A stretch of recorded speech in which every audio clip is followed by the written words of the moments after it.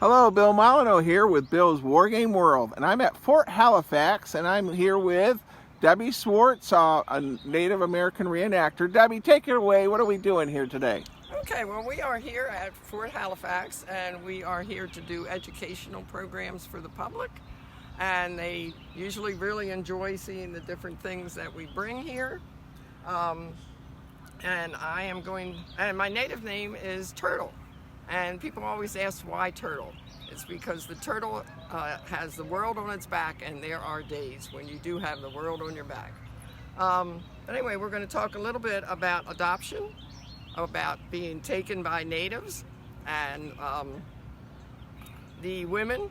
If you lost someone, your husband, your wife, your kids, there was a hole then in society, and natives wanted things to be equal and in balance.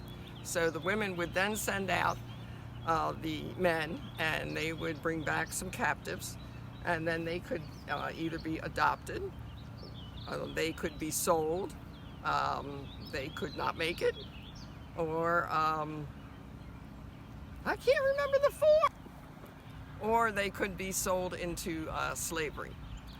When someone is adopted, you are literally part of the family, and you were greatly loved. Just like kids that would be adopted today, that's how they won them over, was by loving them. And they literally became part of the family.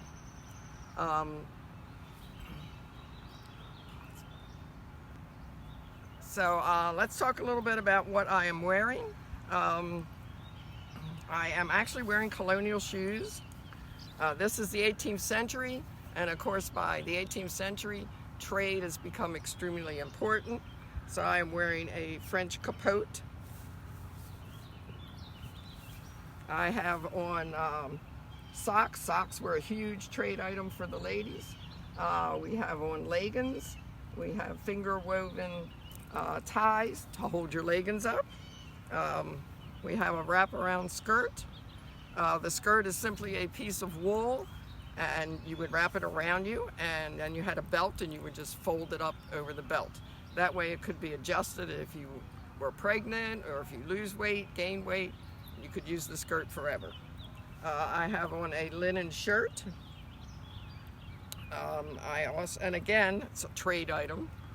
If you're talking earlier 17th century, it's all leather, but by 18th century, it is no longer leather. Because it takes so much time to make a hide, it is so much better to send your husband out to get a deer hide, and he brings that home, and then you can trade. I am wearing wampum. This is actual wampum that is made from the quaho clamshell. Again, this is very time consuming because you're starting with a shell like this. So then that has to be broken into pieces.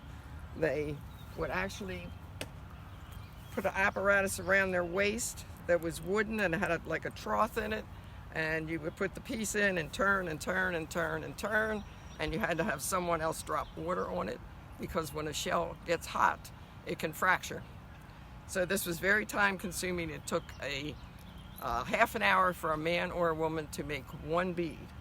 Then the Europeans come along, and they start producing porcelain, which is glass. There was actually a factory in New Jersey till 1860 producing porcelain.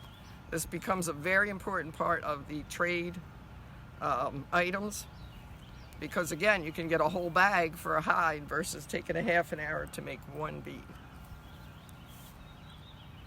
And these belts end up becoming our mnemonics. We do not have a written language, but we had memory experts that could read this belt.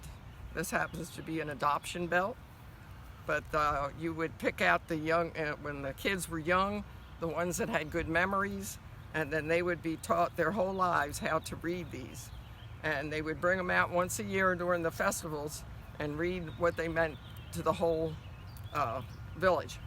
Well, thank you very much, Debbie. I know you got to get ready for the tourists that are unloading from the buses.